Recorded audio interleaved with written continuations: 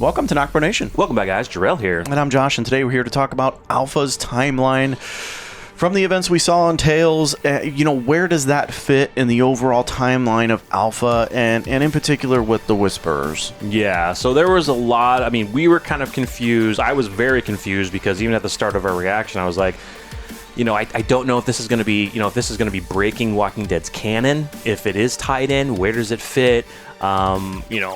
And there's been a lot of people who have been confused seeing in the comments from our reaction and stuff. But some good theories have come out. We've thought about some good theories as well. And we're actually found out some good information that'll help kind of tie this thing in to the whole timeline. And it's actually really cool. It is, yes. So let's break it down.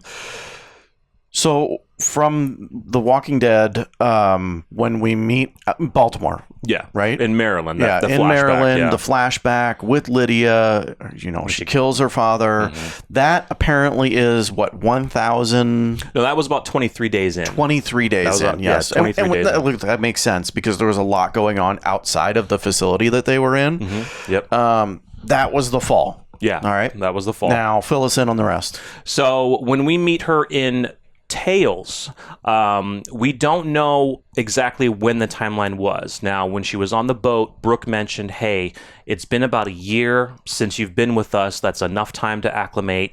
Now, that doesn't mean it was a year into the apocalypse. No. That meant it was a year with them on the boat. Correct. So we don't know from the time that they left that bunker or basement in Maryland to when they got to the boat.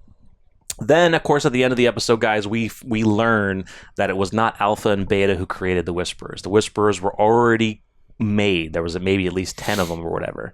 And Hera was the leader. Hera was the leader. And we kind of knew that because Alpha's mask was blonde. We kind of saw it at the end of the episode, right? What was the 1,000 days then? So That's what I forgot about that. Yeah, we were talking about this earlier. So the other flashback in season 10 where actually Alpha meets Beta.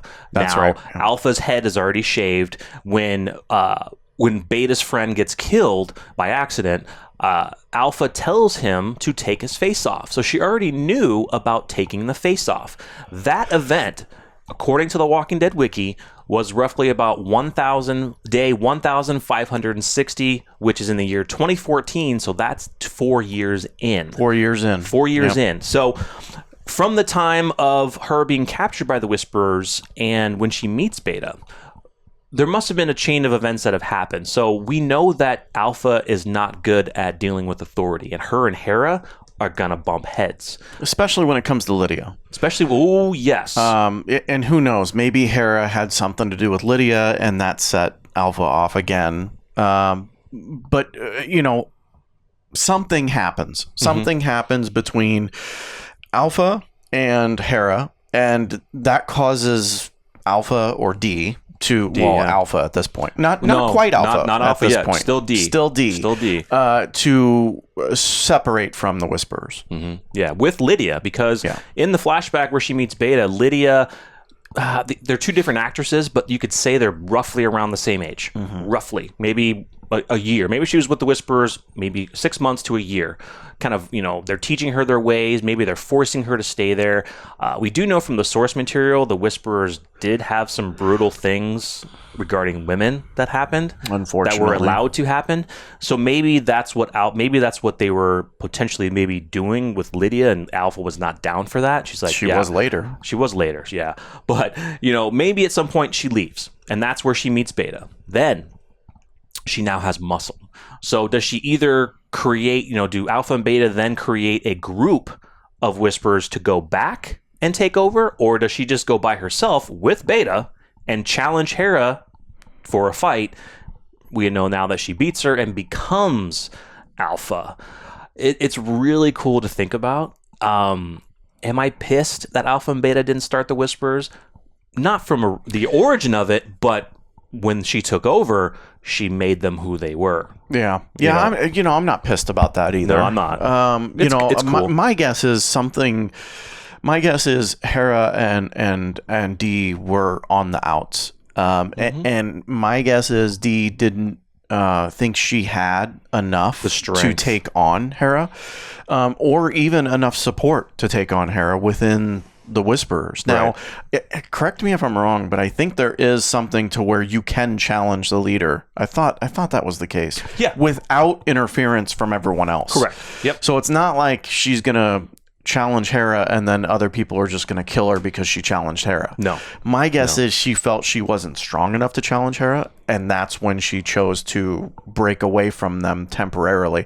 I'm willing to bet you that Dee thought that leaving the Whisperers, assuming that we're right in this, was an end game. Like, she wasn't going to come back. Maybe. Until she found Beta. That makes sense, yeah. Because I think that you can kind of see in that episode, Alpha, or D at the time, she felt very strong with Beta. She's like, come on, come. I love the line, come walk with me in the darkness. Like, she's like, come with me because now I know where I'm going back and we're going to take this shit over. Yeah. Yeah. So, I mean, you know, it's really cool. It bugged me at first, like, okay, they didn't start the Whisperers, but where is this timeline? Because Dee had her hair, and by the time we saw her when she met Beta, her hair was shaved. So, I mean, you can still shave your head and grow it back within a year or two. You know, your hair can come back. But I think that theory fits better of her going back and challenging Hera now that she has Beta as muscle. And if any Whisperers did want to try to stop her, Beta would just destroy them, and they wouldn't be able to do it. So. I'll tell you this, it wasn't Alpha on her own, meaning it wasn't Alpha as the leader deciding to make a run and come back to the Whisperers at night. It just doesn't fit. I think it fits more of this was Dee. She had shaved her head, you know, which would make sense, right? From the Whisperers. Yeah. From being with them. Yeah. Because it makes sense, too, because, like, I don't know about you, but if I have a human mask over my hair, like, that's going to bother me. Yeah. Well, with the Whisperers, you have to earn your mask. Yeah. From what we saw in some of those flashbacks, like, you have to earn your mask. Because we kept seeing some Whisperers without a mask on, and we're like, why aren't their masks on? You have to earn it.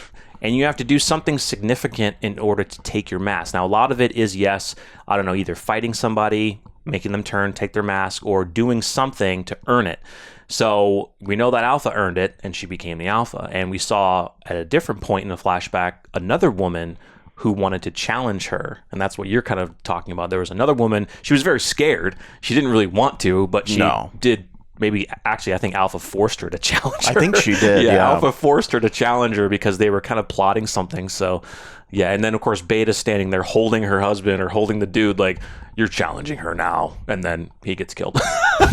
So, yeah, I think that definitely fits. She had her muscle. She had the strength to come back and take on Hera, gets her mask, and then molds the Whisperers into part of what our ideology may have already been, and mold it into her way of thinking, which then spread and they became large. You know, I'm getting the sense like Hera was probably more of a put together leader. Like, I'm willing to bet Hera's probably actually a really good leader. Maybe.